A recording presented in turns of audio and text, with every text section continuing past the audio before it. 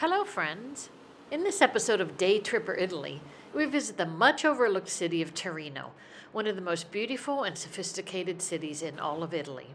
Torino is the capital city of Piedmont with a population of approximately 850,000. The city has a rich culture and history and is known for its museums, palaces, piazzas, gardens, and other venues. It is also well known for its Baroque, Rococo, Neoclassical, and Art Nouveau architecture. Many of Torino's palaces and public squares were built between the 16th and 18th centuries.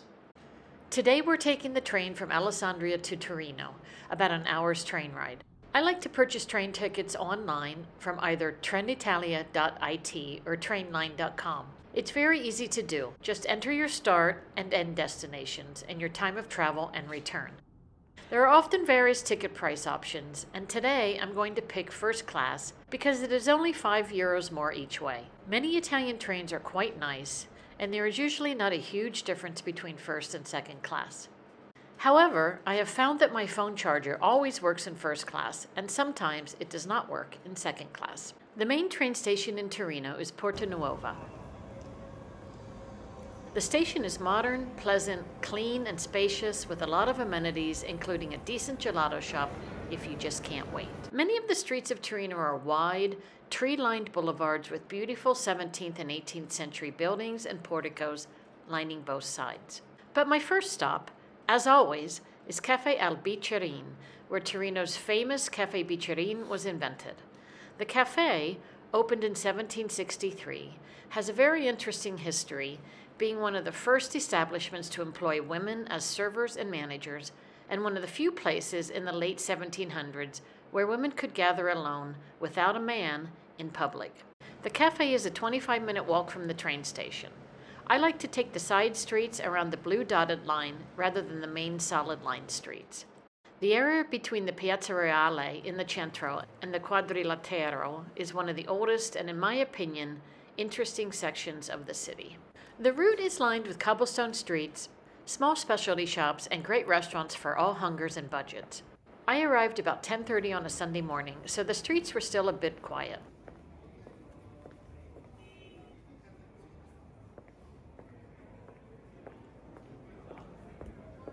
On the way, you will cross Via Giuseppe Garibaldi, a main tourist and shopping street, very common in so many Italian cities. This is one of my favorite streets and piazzas, the Via Palazzo di Città and the Palazzo di Città.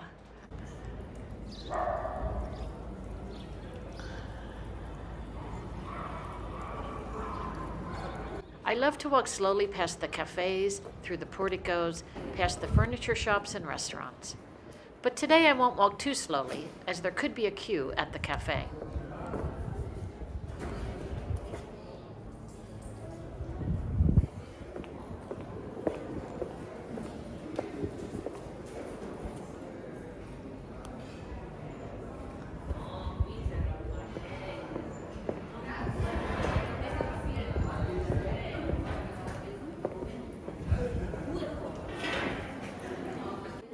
Many of the streets and neighborhoods are reminiscent of Paris, or perhaps Paris is reminiscent of Torino. Torino, being a few centuries older, founded in 218 BC.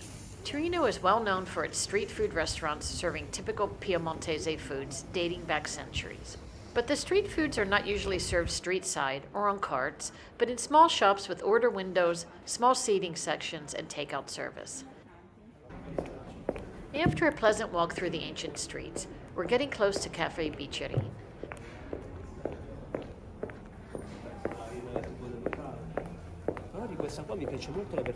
There's the tower. Hurry!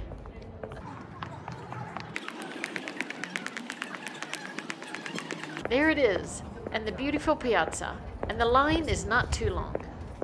You'll need to queue at the side there, whether you want to sit inside or out.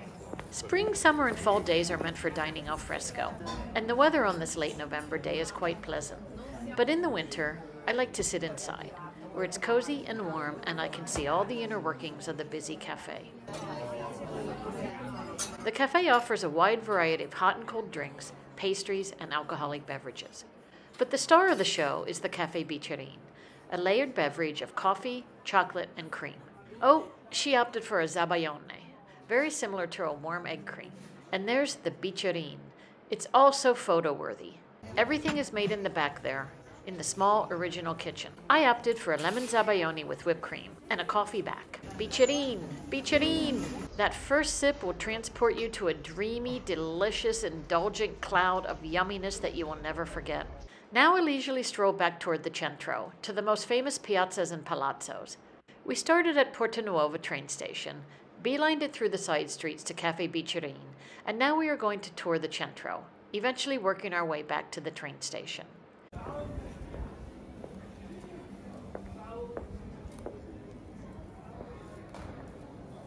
Piazza di Città, much busier now. There are often wonderful open markets in this piazza and along the porticos, with dozens of vendors selling fresh fruits and vegetables, artisanal foods, and handmade crafts. That restaurant either has a very long wait or the portions are very small. This is one of the most famous squares, Piazza Castello, flanked by many spectacular palaces, museums, churches, cultural centers of Torino, including the Palazzo and the Museo Reale, the Teatro Regio, and the Palazzo Madama, all worthy of a special visit. The elegant Baroque and Renaissance architecture abounds, with the mansard roofs and protruding windows, designs of Italian origin borrowed by the French. Here are some photos of the Armeria Reale Museum in the Palazzo Reale, which I really enjoyed. This is Via Roma. There is one in every Italian village, town, and city. Torino's is lined with stores from practical to posh, with names like Zara and Nike, to Apple and Hermes.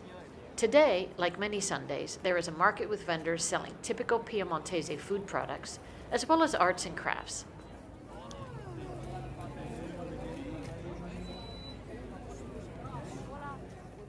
And fashionistas. This is Piazza San Carlo, lined with old-school cafes, restaurants, and chocolate shops.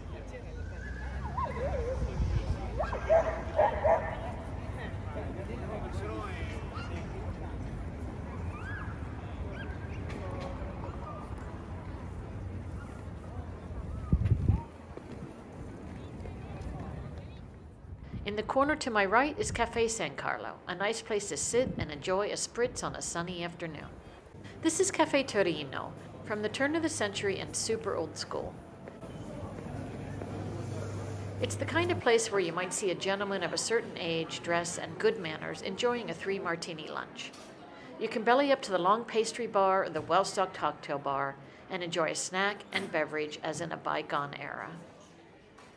Running parallel to the west of Via Roma is Via Giuseppe Luigi Lagrange, one of several walk streets off the main piazzas, great for strolling, eating, shopping, and people watching. There's an Italy here, a smaller version of the original one in the Lingotto section of Torino. If you've never been, Italy is an Italian gourmet grocer, food purveyor, and restaurant complex extraordinaire, with many locations throughout the world.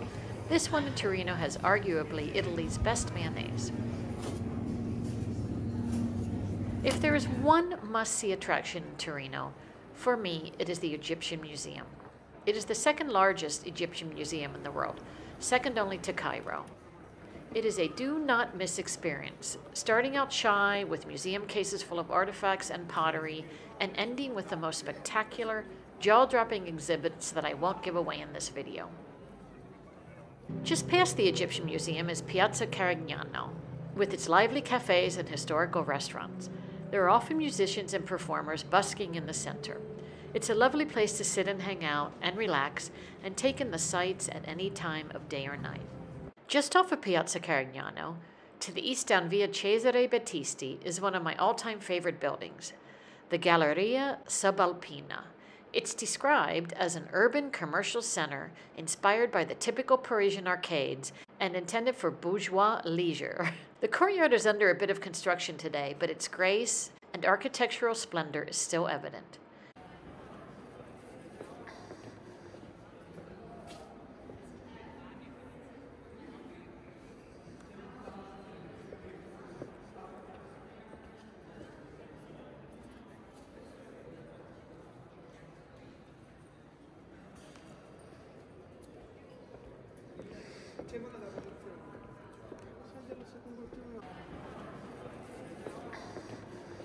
There's another super old school restaurant here, Baratie Milano, where you can enjoy a long lunch or a beverage at the elegant bar, where the servers are friendly and the coffee is still less than €2.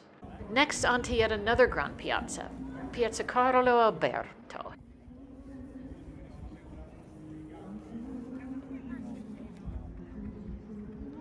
Here you can enter the Palazzo Carignano and see some of the most beautiful staircases in all of Italy.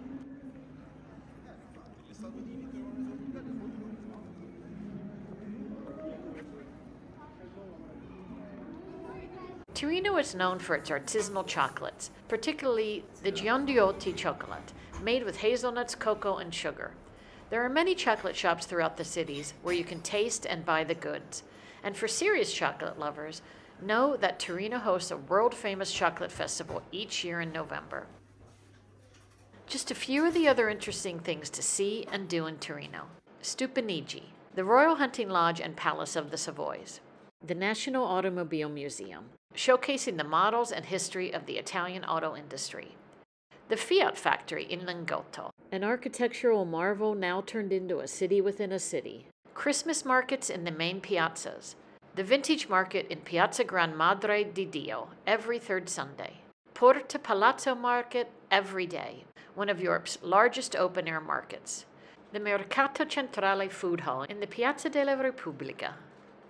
There are so many other areas of Torino to explore and enjoy, so many cultural attractions and museums. We'll save those for another Day Tripper Italy video.